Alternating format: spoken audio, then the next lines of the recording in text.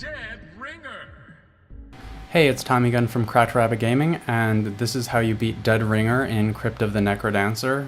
So you're going to go up to these doors and then hop back and forth and look at where Dead Ringer is, if he's on the right or the left. And here he's on the right, so I'm going to go up and get underneath him to make him chase straight down, and then get him to chase at that bell, hop around, get him to hit the other bell, and then up at this one.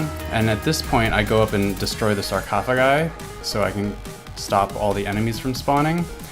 And this is just one of the safest ways to beat this boss. It's not the quickest, but if you're just trying to beat the game, this is kind of how you want to play it. If he hits the bells, or if you hit the bell, like not when he's chasing, but just with his hammer, if he hits them, it'll spawn a mini boss. So you want to avoid that, and that's why I just get him to chase me back and forth so he does not walk up to the bells.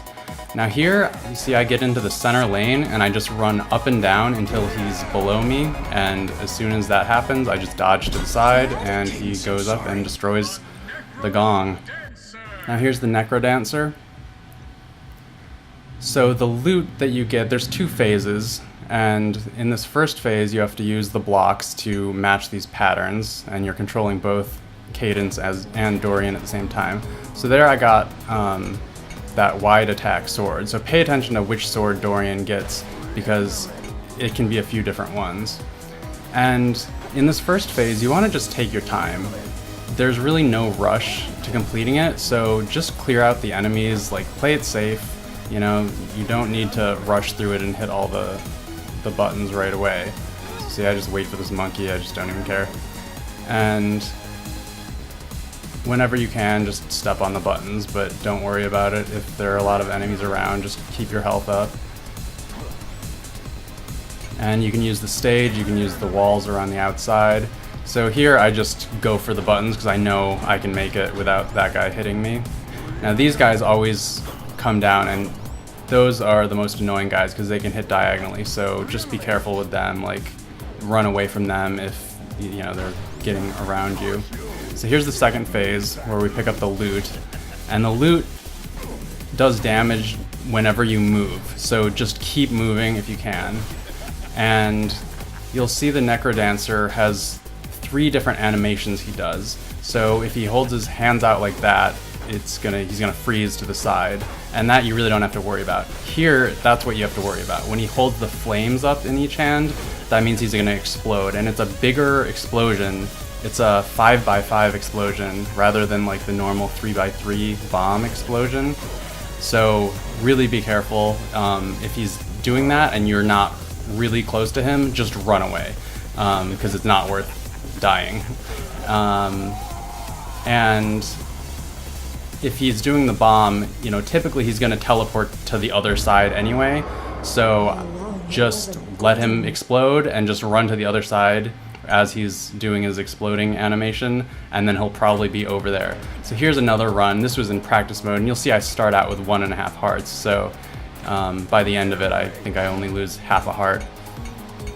So again, this is just another run so you can see it, and we're just going to take our time, kill the enemies. That was where I messed up. We really don't care about the monkeys, especially when there's just one. Just don't even worry about them. And you can use the enemies as a block to reposition yourself. It's just a little tricky to think about on the fly.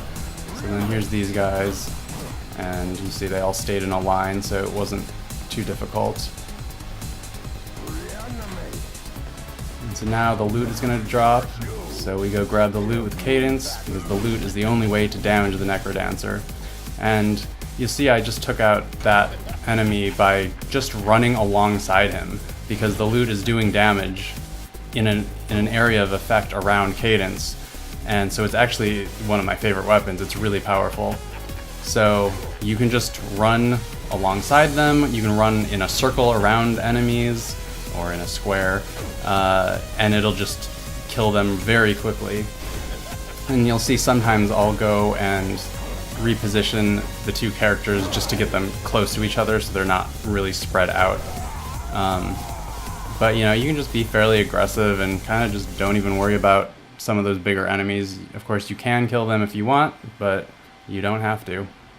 I hope that helped, and once you beat the game with Cadence, you will unlock Melody, whose only weapon is the lute, and she also has a different NecroDancer boss fight at the end, which I also have a video for, so check that out.